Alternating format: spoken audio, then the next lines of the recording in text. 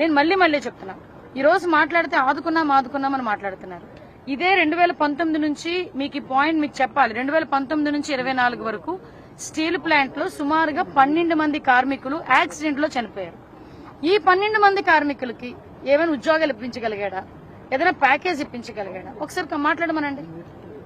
మేము ఈ రోజు మా ఎన్డీఏ కూటమి వచ్చిన తర్వాత ఎవరైతే చనిపోయారో 9 మంది కుటుంబ సభ్యులకి కూడా మొన్న సాయంత్రానికి 25 లక్షల రూపాయల ప్యాకేజ్ ఏదైతే ఉందో 27 లక్షల రూపాయలు కూడా వాళ్ళకి చెక్కులు అందించడం ఒక ఎత్తు అయితే, ఏ రోజు కూడా స్టీల్ ప్లాంట్ చరిత్రలో లేదు ఒక కాంపన్సేషన్ ఇవ్వటమా లేకపోతే జాబ్ ఇవ్వటమా.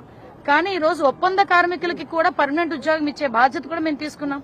ఈ రోజు పర్మనెంట్ ఉద్యోగస్తులు కూడా వాళ్ళకు వచ్చే కాంపన్సేషన్స్ అదేవిధంగా ఇచ్చే ప్యాకేజ్ తో పాటు ఈ రోజు మళ్ళీ ఇంకొక జాబ్ కూడా ఇస్తున్నాం. అంటే ఈ రోజు మేము కట్టుబడి ఉన్నట్ట వాళ్ళు కట్టుబడి ఉన్నట్ట. నిన్ననే నేను వీడియోలో చూపించాను. డైరెక్ట్ గా అతని దగ్గర సీఎస్ పనిచేసిన ఎల్వి సుబ్రహ్మణ్యం గారు ఆ స్టీల్ ప్లాంట్ 33 ఎకరాలు ఎత్తేసి విశాఖ రాజధాని కట్టేద్దాం అన్నాడు జగన్మోహన్ రెడ్డి. దానికే కదా వాళ్ళిద్దరికి మధ్యలో గొడవ వచ్చింది.